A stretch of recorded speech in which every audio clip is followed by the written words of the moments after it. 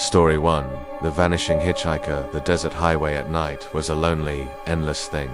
Rick Mason had driven it enough times to know every bend and mile marker by heart, yet each trip felt different once the sun went down. On this particular night, the air seemed thicker, the dark heavier. The only sounds in his cab were the rumble of his Rig-S diesel engine and the occasional static burst from the CB radio. Rick rubbed his eyes and checked the clock. Nearly midnight. He had another 100 miles before he could stop for the night. He sighed, reaching for his thermos of coffee. That was when the shape appeared on the roadside. At first, he thought it was a shadow, maybe a trick of the lights. But as his truck drew closer, he saw it clearly, a young woman standing at the shoulder of the road, her thumb raised in the universal sign of a hitchhiker. Rick slowed, a frown creasing his weathered face. Hitchhikers weren't unusual, but at this hour, on this lonely stretch of Nevada's Route 50, the so-called loneliest road in America, it was odd. She looked far too fragile to be out here alone. His headlights swept across her as he pulled up. She wore a pale blue dress that looked a little outdated, like something from decades back. Her long dark hair hung loose and tangled, her skin almost too pale under the glare. Rick leaned over and rolled down the passenger window. "Evening, miss, you need a lift?" She nodded without a word, her eyes lowered. Rick hesitated. Something about her silence made him uneasy, but he wasn't about to leave a young woman stranded. He reached across and opened the door. "Hop in," he said. She climbed in slowly, almost carefully, as if her limbs didn't quite know how to move. She sat rigid in the seat, clutching her hands tightly in her lap. The air inside the cab cooled noticeably, enough to make Rick shiver. He turned up the heater, but the chill lingered. "Where you headed?" he asked, trying to sound casual. "Home," she whispered, her voice barely audible. "Home, huh? Where's that?" She lifted her hand and pointed ahead toward the darkness. Rick raised a brow but nodded. "All right then, we'll get you there." They drove in silence for several minutes. Rick tried making small talk, asking her name, if she had family nearby, but she never answered.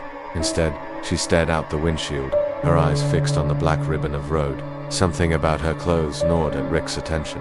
The dress looked like it belonged in an old photograph lace collar, frayed hem, the kind of thing he hadn't seen since his mother's youth, and her shoes were simple flats, dusty and worn thin, hardly fit for walking the desert. The radio crackled suddenly, startling him. It was only static, but the sound grew louder, like a storm of white noise filling the cab. Rick reached to adjust the dial, but the static didn't fade. Strangely, it only happened when she sat there. Earlier the radio had been fine. He swallowed hard, his hands tightening on the wheel. He'd heard stories struck stop tales passed around late at night about strange things on lonely highways. Ghost hitchhikers, vanishing riders. He never gave them much thought. But now, with this girl sitting silent and pale beside him, he began to wonder. Finally, she spoke again. "It's just up ahead." Rick squinted at the road. In the distance, he could make out a faint glow porch lights, maybe a farmhouse. He slowed as he approached a dirt driveway leading off the highway. A mailbox leaned at the end, its paint peeling. "This the place?" Rick asked. The girl nodded. He pulled in slowly, gravel crunching under the tires. A weathered farmhouse came into view, its windows dimly lit. Rick parked and turned to his passenger, but the seat was empty. His breath caught in his throat. She was gone. No sound, no movement, nothing, just an indentation in the worn cushion, already fading. Rick's pulse hammered as he opened the door and climbed out. The night was deathly quiet. He made his way to the porch and knocked. An older man answered, his face tired but kind. "Can I help you?" Rick cleared his throat. "Yeah, I picked up a young lady on the highway. Said this was her home. She just vanished from my truck when I pulled in." The man's expression tightened. He looked Rick up and down, then let out a heavy sigh. "You saw my daughter," he said quietly. "She died 15 years ago. Hit by a drunk driver just down the road. Folks say she still tries to come home sometimes." Rick felt the blood drain from his face. 15 years, the man nodded, eyes wet with grief. "You're not the first trucker to bring her here." Rick staggered back, his chest tight. He returned to his rig in silence, the farmhouse fading behind him as he pulled away. The radio static finally cleared, but the chill in the cab remained. Miles later, when he thought he'd put enough distance between himself and that house, Rick tried to shake it off. Maybe he was tired, maybe it was his imagination. But as his headlights swept across the dark stretch of road ahead, his stomach dropped. There she was again, standing on the shoulder, her thumb raised. Story 2, the thing in the rest stop. Snow hammered the windshield in heavy, slanted sheets as Jake Turner guided his 18-wheeler along the twisting mountain road. He'd been hauling loads through the Rockies for years, but tonight felt different. The storm had rolled in faster than expected, and visibility had dropped to barely a few feet. His wiper struggled to keep up. He squinted, searching for a safe place to pull over.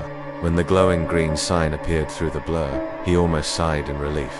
Rest area 1 mile. Jake eased off the accelerator and guided the truck carefully along the icy road. Soon, the faint outline of a rest stop emerged from the swirling snow, a small parking lot. Dimly lit bathrooms, and a single vending machine humming under a flickering light. He pulled in and killed the engine. The silence of the storm pressed close around him, broken only by the hiss of wind against the cab. Usually, rest stops had a few other trucks or cars idling through the night. Tonight, the lot was empty. Jake grabbed his thermos and stepped outside. The cold bit instantly into his skin, sharp enough to sting. He shoved his hands into his jacket and trudged toward the bathroom building. The snow muffled every sound, so much so that he could hear his boots crunching like breaking glass. Inside, the restroom smelled of mildew and rust. The fluorescent light buzzed overhead, flickering every few seconds. Jake splashed water on his face, trying to fight the creeping fatigue. He glanced at the graffiti-scratched mirror and frowned. Behind him, in the reflection, the stall door creaked slightly. Though he hadn't heard anyone else come in, he turned. The stall stood half open, nothing inside. "Storm's getting to me," he muttered, shaking his head. On his way back to the truck, something else caught his attention. Along the side of the building, etched into the concrete wall, were deep, jagged scratches. They weren't the kind kids made with knives or keys. These were gouges like something with claws had raked against the wall. Jake froze. The storm wind through the trees beyond the lot, the wind carrying an odd undertone, almost like a low growl. He swallowed and hurried back to his truck. Inside the cab, he locked the doors and fired the engine back up, just to have the comforting rumble beneath him. The heater whirred, filling the cab with warmth, but the unease lingered. He tried the radio, flipping through static-filled stations until he found a faint country song. The music didn't last long. A thud echoed outside, somewhere near the back of his trailer. Jake stiffened. Another thud, louder this time. He leaned forward, peering into the mirrors, but the swirling snow swallowed everything. Then came the scraping. Slow, deliberate, like nails dragging along metal. The sound ran along the side of his truck, toward the cab. Jake's heart thumped. Probably a tree branch, he whispered to himself, but deep down he knew there were no trees close enough to scrape. The scraping stopped. A shadow moved just beyond the glow of his headlights, something tall, hunched, crawling low to the ground. Jake's breath caught. The thing slithered closer, its movements jerky, unnatural. For a split second, the headlights caught its form, a pale, stretched figure with limbs too long, hands dragging across the ice, and a face, if it could be called that was smooth and empty. Jake's blood ran cold. The thing pressed against the passenger side door, its long fingers tapping at the glass with a sound too deliberate to be random. Tap, tap, tap. Jake threw the truck into gear. Tires spun against the icy pavement before catching, and the rig lurched forward. The figure clung for a moment, slamming one hand against the window, leaving behind a smear of something dark and foul. Then it slipped into the snowstorm, vanishing from sight. Jake didn't slow down. He barreled down the mountain road, heart racing, every nerve screaming at him not to look back. But in his side mirror, for just an instant, he saw it again running alongside the truck, impossibly fast, keeping pace despite the speed. He gunned the engine, pushing faster, the trailer swaying dangerously on the slick road. Finally, after what felt like forever, the rest stop lights disappeared into the distance. The shadow figure fell away, swallowed by the storm. Jake drove for another hour before finally pulling into a truck stop filled with other rigs and bright, welcoming lights. His hands shook as he climbed down, still hearing that scraping sound in his head. The attendant inside gave him a puzzled look.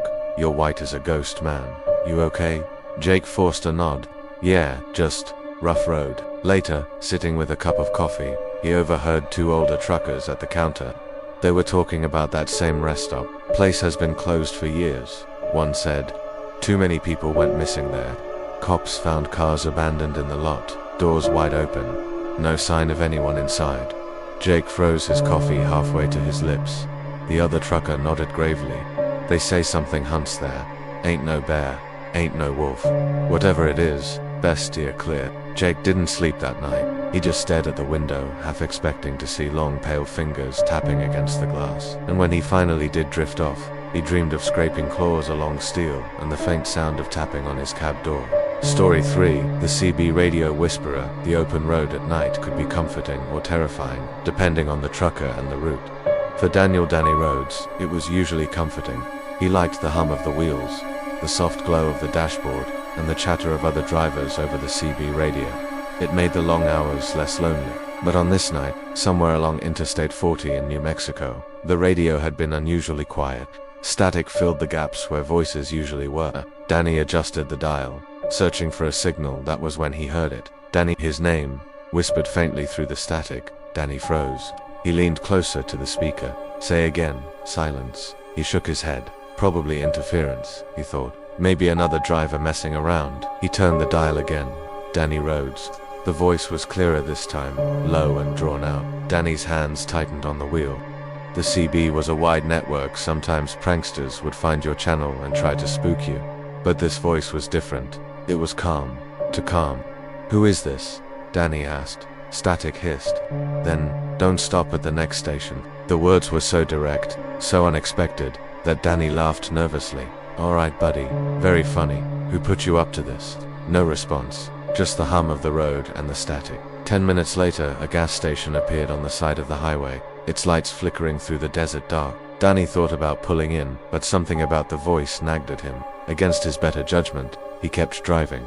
As he passed, his headlights illuminated a police cruiser parked out front. A second later, a deafening crash echoed through the night. Danny slammed his brakes, heart pounding.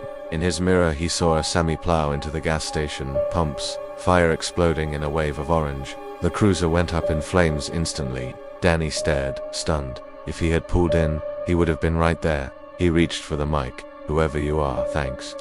The radio stayed silent.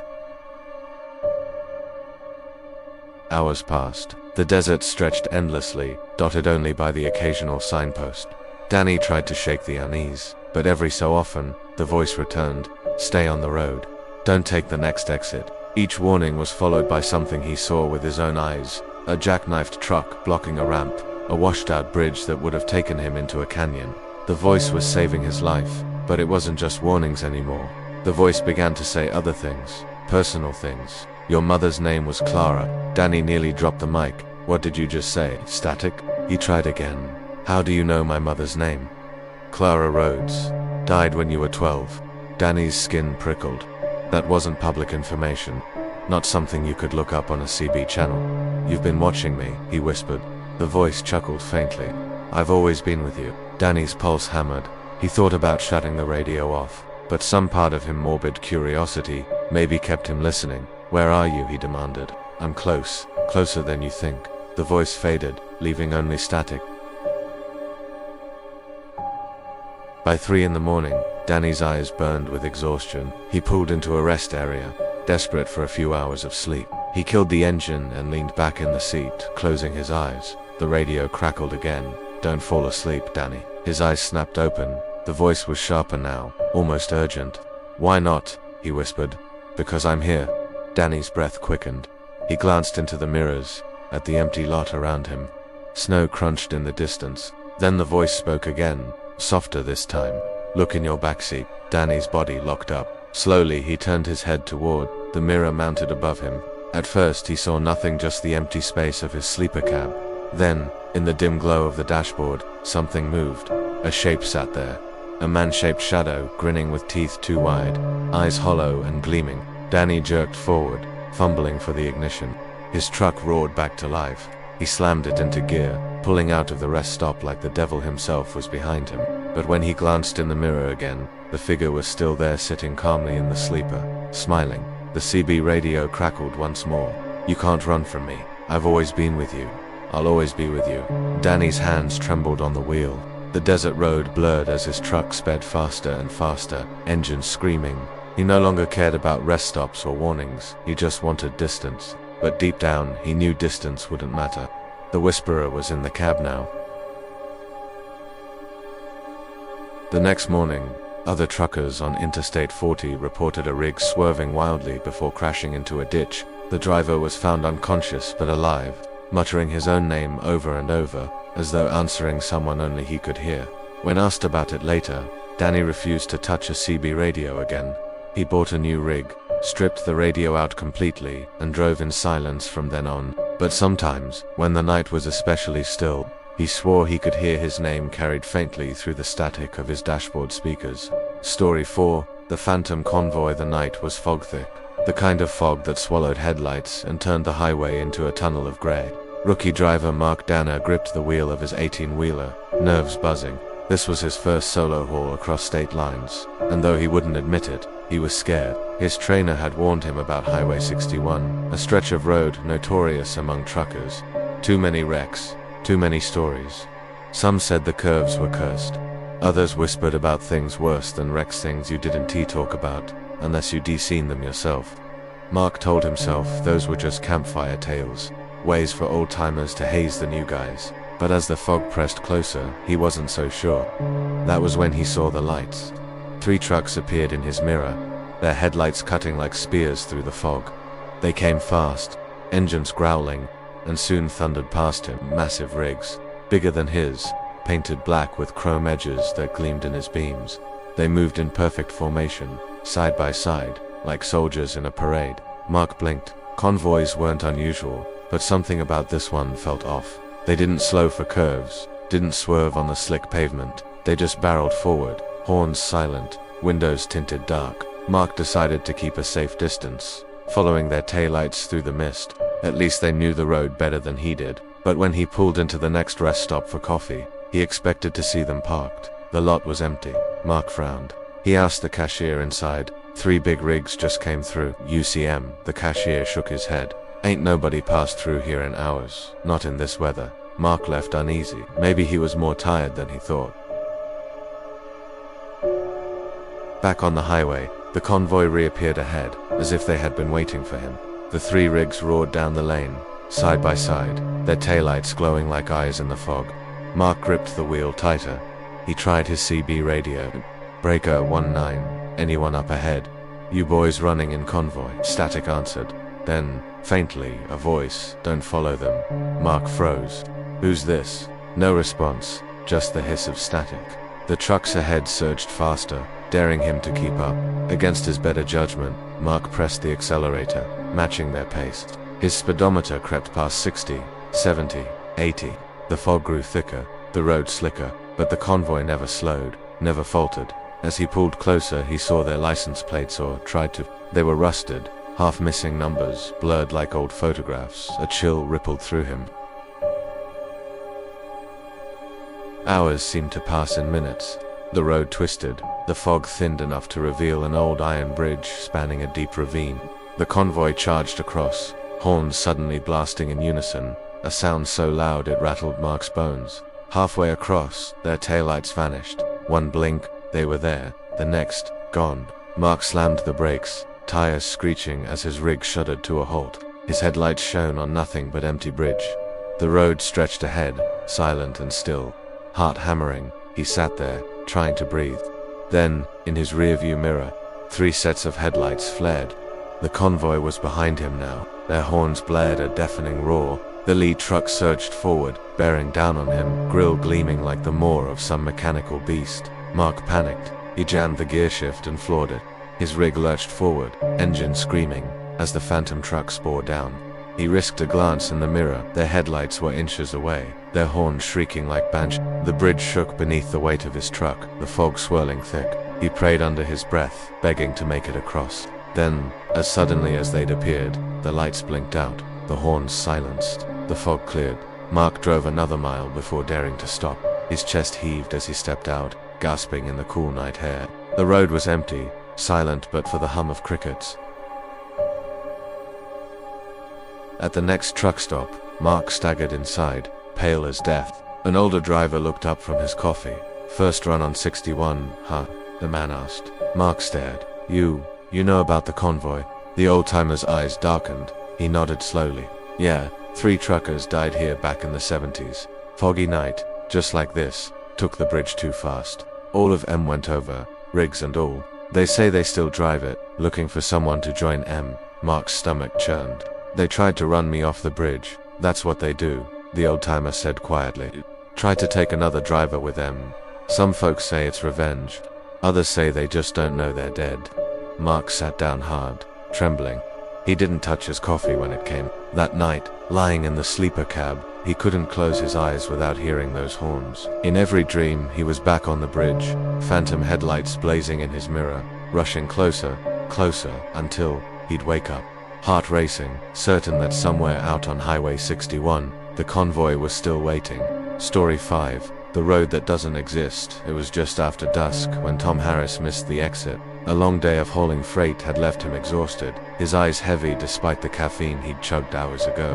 1 second he was scanning the GPS. The next, he realized he had passed the small off-ramp that would have led him back to the interstate. He cursed under his breath, slapping the steering wheel. A detour would add hours to his schedule, but it was better than retracing miles through the dark. The GPS recalculated, routing him onto a narrow country road lined with dense trees. The road was strange immediately.